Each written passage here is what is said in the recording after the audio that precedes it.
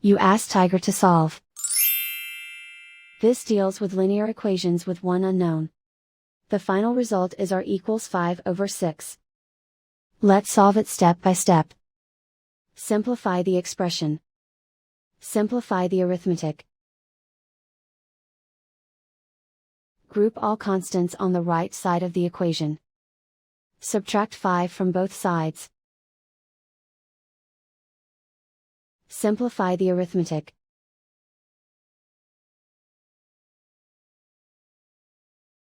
Isolate the r. Divide both sides by -6. Cancel out the negatives. Simplify the fraction. Cancel out the negatives. And so the final result is r equals 5/6.